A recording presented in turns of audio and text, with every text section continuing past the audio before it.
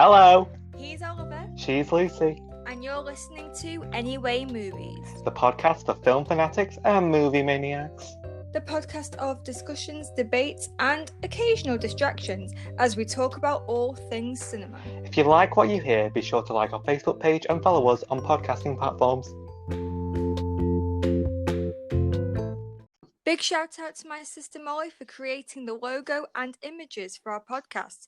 Give her a follow on Instagram at _Molly_Joanne_. Now that's all out of the way, dim the lights, turn the projector on, and let's start the episode. Are you ready, kids? Aye, aye, Captain. I can't hear you. Aye, aye, Captain. Oh, who's going to talk about cinema scores? Lucy and Oliver. Is that how we're starting? I think that was our intro. Hello, everybody, and welcome to another episode of Anyway Movies. We apologise for that intro. It wasn't meant to be like that. It wasn't meant to go that way. But you know what? We're rolling with it. It's Friday. It's sunny. I mean, it's sunny while we're recording this. It might be raining right now, but if it is, then I'm praying for you. Did you sleep okay last night? I slept amazingly. Well, happy spring, everyone. That's a thing. I know. Yeah, so on the day we're recording this, it is the 26th of March, 2021. Woo. And spring has arrived. It's here. Spring has sprung.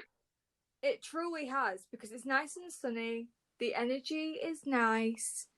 Me and Oliver had a really nice conversation before this episode, and I'm looking forward to getting into what we're going to be talking about today, because I love this subject. Yeah, so today we're going to be talking about movie scores. Lucy, tell me all about movie scores, because I know how much you are dying to. So, movie scores is the rating of a movie from 1 to 100. Sorry, I had to get that joke out of the way. Basically, cinema scores are the music to a film that are composed by masters of music, and they basically create the overall vibe of a scene. So many scenes can change with a tune of a piano or a beat of a drum. Like, anything in any scene in any movie can change just by what's happening in the music in the background. You notice it on TV as well, when in maybe British soaps where they have music on in the background and the song that they're playing links to what the two characters may be talking about in the scene. It's kind of in that sense, only the ones that we're talking about today are orchestral scores. So maybe songs that don't have any words. Of course, some have words, and I am going to get into a couple of them. Ooh. But overall, we are going to be talking about orchestral scores with just plain bombastic tunes that I love to vibe to. I would much rather listen to cinema scores than normal music on the charts. And that's not me being like, oh, I'm not like every girl. It's just my preference. I'm not like other girls. I'm quirky. Okay, so how this is going to work is Lucy has picked 3 movie scores. I have picked 3 movie scores. We're going to talk about them, our favourite things, things that highlight the movie for us personally. Anything and everything that we want to talk about movie scores, we are talking about today. Are you ready, Lucy? I am ready. Do you want to go first? I can if you want, yeah. I mean, you're very enthusiastic about this. You're clearly the expert. I think I should follow your lead today. No, I love movie scores so much. Like, they inspire me a lot, especially when I'm writing, because I like writing books and ideas, and They just come into my head when I'm listening to them. So I listen to quite a lot of film scores. So the ones that have made my list are ones that have stayed with me. And my first one is based on pure nostalgia. Now, the first ever film that I saw in a cinema was 2005's Charlie and the Chocolate Factory. Say whatever you want about that film. People love it, people hate it. I love this film. To this day, it is the most quoted film in my house. Really? We quote it every day. It's just a weird family quirk that you will soon know when you're allowed back at our house, Oliver. You will know how many times we quote this bloody film. One of the things that have really stuck with me about this film is the score, which was composed by one of my favourite film composers, Danny Elfman. I'm talking about the orchestrals here, not the actual songs in the film, though Augustus Gloop is a bop and nobody can fight me on that. I like Violet Beauregard's song. Oh yeah, I mean, to be fair, all of the songs except for the Willy Wonka, like Willy Wonka, the amazing chocolate tip, hooray! No, stop. But the other ones, the other ones are really, really good. I'm not going to lie to you. But I'm talking about the orchestral score. So my top 3 favorite tracks are the main titles. The main titles are so good. Like, there are times where I go on YouTube and search the Charlie and the Chocolate Factory main titles just so I can listen to the music because it's so cool. And then there's one called The Boat Arrives, and it's the scene where the dragon boat arrives. And going really, really into the past, I used to do a dance showcase every year, and we always used to theme it. So one year we did a dance based on Alice in Wonderland. We once did a dance based on Harry Potter. The first one we did was based on Charlie and the Chocolate Factory. And one of the songs that was used in the dance was The Boat Arrives from this film. And I can still remember the dance in my head. And I just remember doing it on stage, and it's so nostalgic to me whenever I hear it. I just always get transported to when I was performing on the stage in front of all of these people and pretending to be an Oompa Loompa. It's just like a nice memory sort of one. And then the last one is very originally titled Finale. It's just a lovely ending. It's like a nice final note, pun intended, to this amazing, eccentric story. And yeah, I just love the whole vibe of this soundtrack. Whenever I listen to it, my inner child is highlighted, and I'm suddenly 8. And my mind basically just runs wild with so many ideas. And it's Danny Elfman that helped inspire that. So that is why it is on my list of one of my favourite scores, because it's just great. It's very inspiring to me and very nostalgic. I could feel the passion. Good. It really interested me what you said about using movie scores while you're writing because it helps you. That really intrigued me. Mm. I'm pulling a weird face. I don't know why. Oliver, you're always pulling a weird And face. I've told you this before. It's just my face. My first movie score is arguably from one of my favorite animated movies and potentially one of my favorite Pixar movies. Maybe my favorite. I'm sorry, Wally.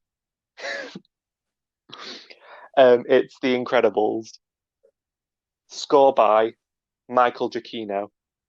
When doing research for this episode, I was trying to think of what movies to do, and I knew that I wanted to do at least one animated movie, and the first one that came into my head was this one, purely because, first of all, the soundtrack or score is iconic. The main theme that's used multiple times throughout the movie, at the very introduction during the Pixar logo, logo, and it's very sort of understated, and it's just the main notes and nothing else.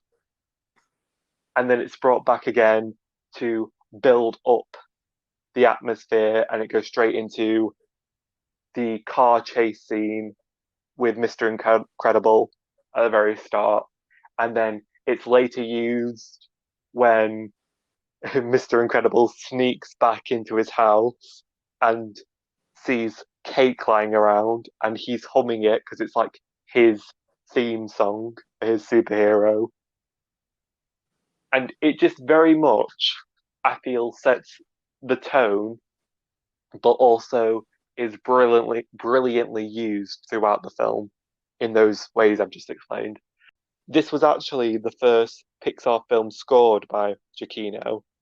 Brad Bird, the director and voice of iconic character Edna Mode, was looking for sounds inspired by the future as seen from the 1960s, which makes sense because the film's set in 1960s, but there's also accents of futuristic themes like the monorail when they're in those ball things on the island, and the whole lava waterfall door opening and the robots. I just feel that it was just brilliantly done and laid throughout, and the themes of the movie and the animation of the movie adds to the score as well as the score adding to the movie. Because I could listen to this score without the movie and be like, oh, this is quite nice. But then you watch it with the movie and with the scenes and the way it's put in, and I'm like, now this is the real deal. Yeah, the two forms of entertainment kind of highlight each Yeah. other. And it's also, the score itself is very reminiscent of like 60s spy movies combined with superhero films. Do you know what I mean? Yeah, I didn't know about the whole 60s theme, but I kind of see it. And it's also quite jazzy. And you know me, I like a bit of jazz. You like jazz? Yeah. No. And it's also going back to it being used throughout the movie to sort of highlight it and they highlight each other. It's done in some scenes alongside and used with the sound design as well. For example, you Mm. know the scene when when Elastigirl is infiltrating the island and she's hanging onto the ball monorail and she goes through the tunnel. Like Yes. there's music, and then when she starts going through the tunnel, it gets muted. That is just so cool to me. Like I love sound design by itself anyway, but then using it to not only build the atmosphere for the scene, but then use it in tandem with the score. Brilliant. I mean, what can I say? Love this film. Love this score. Michael Giacchino blew my mind. Right, so my next one is probably a very popular choice, I can imagine. But I'm going to say it anyway. Inception. This film was composed by Hans Zimmer, Okay. who is an incredible composer, one of my favorites, another one of my favorites. And Inception came to me very late in life. I never actually saw the film until about, I think it was a year or 2 years ago. Fell in love with it. But the thing that I fell in love with the most was the music. And people often make fun of Christopher Nolan's use of music, how Hans Zimmer sometimes overdoes some of the loud aspects. And I can see that definitely. It happens a lot in a few tracks. But there are some tracks that I just love listening to. My three favorites are Dreamers Collapsing, Mombasa, and the very famous Time.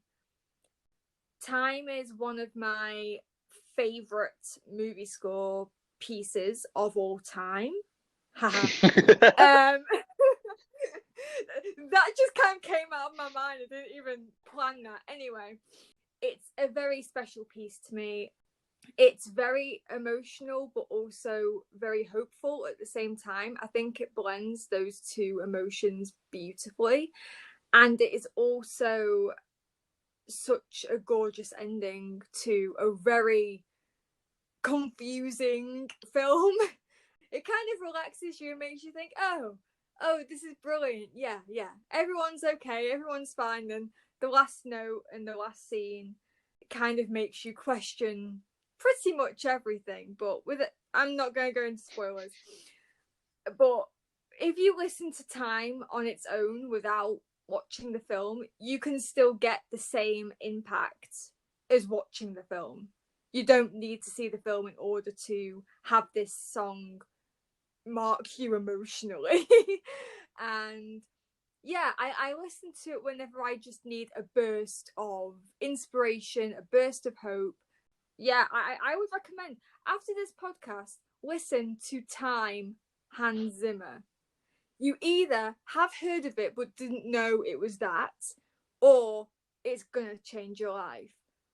Or you might be disappointed, but who cares? That's a lot of asterisks on that last statement, isn't it? A lot.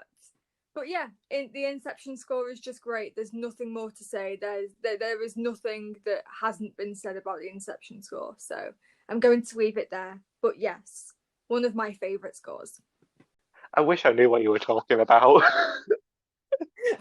You're just nodding your head like, yes, I completely understand what you mean. It's on my list, I promise. One day I'll love it. One One day. day. I'm just waiting until lockdown's over so then I can watch it alongside you. Yes, there are so many films that I want you to watch, but I want to be there when you watch them. So Not long now, hopefully. not long now. Uh, okay. My second score is the Jaws score by John Williams. Yes, yes, yes, Oh, yes. do you approve?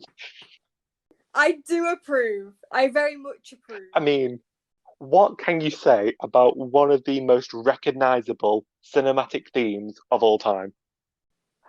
Well, I actually do have something to say, um, which is why I chose the. Oh my God, never mind. Um, so the main shark theme that everybody knows, the simple alternating notes to build suspense, very simple, very iconic. I've used that word a lot just in this episode. But do you know the actual story behind that theme? I don't. I don't know the whole story behind the Well, score. so No. basically, the mechanical shark they had for the film wasn't working, and so they couldn't shoot the shots they wanted of the shark in the water, tracking down its prey and attacking them the way they wanted to. John Williams suggested about using music to build the suspense, and he presented the idea of just a simple two notes and have it slowly pick up speed as the shark gets closer and closer and closer. And reportedly, this isn't confirmed, but reportedly, Steven Spielberg thought it was a joke and he didn't think the idea would work. Wow. So, yeah, to think that one of the most recognizable themes in cinema may not have happened if one, the shark was working, and two, reportedly, Steven Spielberg and stuck with his guns and said he didn't like it. That's terrifying to think of. Because that score is what makes the whole Exactly. film. It's the one thing that everybody remembers. That and we're gonna need a bigger boat. Yeah. The whole point of that music was that it was supposed to be primal but fun. So the idea of tracking down a prey but keeping it exciting and entertaining for movie purposes. Here's the thing, for me personally, I never found Jaws scary. And I think the whole reason I didn't was because that point had been explained to me well, the first time I was watching the movie. And it didn't take away any of Right. my enjoyment from the movie, but the first time I watched it when I was a kid, I think that's all I was really focusing on at the time was the whole. So the shark wasn't working. So this is what they did. That's quite cool. And I was more focused on that than the actual shark killing people. And Mm. that's always sort of stuck with me. But because I've grown up and like we've studied different things about performance, music, and all that kind of stuff in different forms, so we can appreciate it more. So now it doesn't scare me, but it does sort of strike a chord with me in a different way where I genuinely feel the suspense building and I feel that on edgeness because I can appreciate it more. Yeah, I completely understand what you mean. Good, because I feel like I was just talking. I was like, this will develop into something, but no, I'm glad it makes sense. Another little side note, music scholar Joseph Cancellaro, I believe, proposed the theme sort of mimics the shark's heartbeat. I just thought that Oh was gosh. a nice little tidbit to put on there. Jaws is great. I watched it at high school and the actual film didn't scare me, but that theme did. Whenever the dun dun started, I knew that stuff was about to go down. I I wasn't mean, who ready. hasn't been in a swimming pool, like gone underwater and been like, dun. Yes, everyone has done it. If you haven't done it, you haven't had a childhood. Thank you, Thank you, John John Williams. Williams. Scaring kids all across the globe. Right, so moving on to my final pick of today's episode, Cinema Score. This might cause a little bit of beef, Oh. but I am ready. My final cinema score that I will be talking about today is Fantastic Beasts: The Crimes of Grindelwald. Shock, horror. Shock horror. So, this film was composed by James Newton Howard, and I do want to preface this by saying I am separating the music from the film. Think whatever you want about the film. I know that it got a lot of hate, and I can completely understand that. I wasn't a massive fan. I liked it a lot more than most people, but I did see some error with it. But the thing that I loved the most was the music. The music in this film is absolutely gorgeous. There is no other way to describe it. It's just beautiful. And I listen to this one if I ever need to venture through an emotional depth. Oh, wow. It's just lovely to listen to. It kind of relaxes me. And also, if I'm writing a particular sad scene, it fits so well. It's just so good. So, my top three favourite tracks are the Thestral Chase, which is the beginning of the film where Grindelwald is escaping from Makusa, I think it is. And that whole scene and that whole score is just so good with the choirs in the background and the drums. It's just great. Then there's one which is titled Queenie Searches for Jacob, and it's when Queenie is alone in Paris and it's raining and she can't find Jacob. She's looking for him. Obviously, that's what it says in the title. And it's just this really emotional gut punch that I remember watching for the first time and thinking, oh, darn, they're actually going here. And yeah, it really moved me for some reason. I don't know why. It's just a really nice piece of music. And then my other one is Ones Into the Earth, which is the score used for the final set piece, where they're all battling Grindelwald and people are dying for no reason and all that sort of stuff. I absolutely love that as well because it includes bits of the original Fantastic Beasts theme while giving it a darker edge. And I love a repetitive theme that is changed over the course of the movie. for instance, if a certain theme is happy and joyful in the first scene, and then you hear the theme again in the last scene, but this time it's darker, it's slower, or whatever. I really like that kind of thing, and it's used during Ones Into the Earth, and I love hearing that little bit of theme. And I also want to give a little shout out to Lita's theme as well, because her theme is so good. I basically love the music more than the film. I'm getting that. It angers me that it was used in such a mediocre film, because this sort of music deserved its own film within itself. It deserved a much better film to go with it, which I think is why, people don't talk about it as much, because they just assume that Crimes of Grindelwald is unsavable. It's no good, it's bad, terrible. But actually, the one thing that I did take from it is the music was absolutely incredible. Yeah, I still listen to it. I think I've listened to the soundtrack more than I've watched the film. I'm like gonna forget what happens in the film at this rate. I'm just gonna think, oh right, that's what the music was used for, right? But yeah, that is my last film.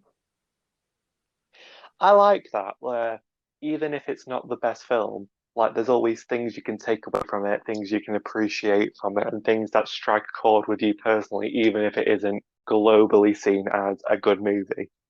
Yeah, absolutely. I mean, there have been countless films where I've preferred the music to the actual film. First Man, for example, has a lovely score, but the film bored the crap out of me. So it just depends. My third and final movie score that I would like to talk about is the first How to Train Your Dragon, score by John Powell. How to Train Your Dragon is the trilogy itself is probably one of my favorite movie trilogies of all time. The fact that it's an animated movie trilogy just makes me even happier because animated movies need more love. Specifically focusing on the first one here for the score. Oh, I adore it so much. It feels epic. It uses traditional and Scottish influence and uses Scottish instruments and some Irish instruments, and I just adore it to death. You know me, I love my history and I love my You movies. do. History, movies, music, all crammed into one. It just gives me life and it just makes me feel genuinely happy. And this movie, the score, did that for me in a way that a lot of other movies, even if I do like the music, haven't done. Like the appreciation for this is on a whole new level. And because of that, it upsets me that it lost the Academy Award to The Social Network for the score, What? and it lost a BAFTA nomination to The King's Speech. So it lost to the Social Network for score. The Social Network score is not bad, but it only has three notes throughout the entire thing. Like I said, animated movies need more love. I know. Okay, so this was John Powell's sixth collaboration with DreamWorks, and when interviewed for this movie, he talked about his intent about wanting it to, how the visuals gave him so much to play with. The visuals were so striking and they were on a broader palette to other animated movies he's worked on. Like, compare the color scheme and the animation of How to Train Your Dragon to Shrek. Like, I love Shrek, but there aren't really that many colors used in it, are there? Not really. And then you have How to Train Your Dragon, where there's the water, the sky, the city, the different scales and the different colours of the dragon. Yeah, yeah. So much more to play with. And the movie itself is a lot more adventurous, which is shown through the score. My personal favourite moment, score wise, is the song called Test Drive, which is the one used when Hiccup is flying with Toothless for the first time, trying to get his new tail wing to work. It's very big because the whole scene is big. And what I really like about it is how it sort of slowly builds up into the main theme. And it's just the solid theme. And it's there and it's big, but it's not filled out because it's the very start. And then it seems to be going well. Then they lose balance, they're falling, and it just changes completely. It goes from being quite hopeful and bright to being very scary and loud. And I don't want to say messy because it's not, but there's just so much instrumentation going on. It's very hectic and jarring, but in a good way. And then when Hiccup finally learns that he can't stop looking at the instructions he's made for himself and he has to fly based on instinct, it goes back to the main theme and it's fuller and it's got more instruments. It's just very well rounded and it explores the scene beautifully. And there are other moments just like that, but that is the standout moment for me. Personally, some of my favorite moments from the whole of the trilogy are the flying scenes, and that just highlights why. I've never seen How to Train Your Dragon, but I have heard the score because it got recommended to me. I used to just look at YouTube comments and stuff of like different cinema scores, and How to Train Your Dragon came up quite a lot. So I was like, I'm gonna check this out, and I absolutely love the Irish vibes. Mm. The whole feel of the soundtrack is just magical. So I completely understand why it's on your list. Talking about it now just makes me want to rewatch the trilogy all over again after we're done, and I might just do that. I know it makes me want to watch the film. I haven't yet, but listening to it made me want to see how the music coexisted with the visuals. So that will definitely be happening at some point. Awesome. You add it to your list, and then when we can finally watch movies with each other, we'll just binge them all. Right, so I think that this concludes today's episode. I don't think this will come as a shock, but I have very much enjoyed it today. Me too.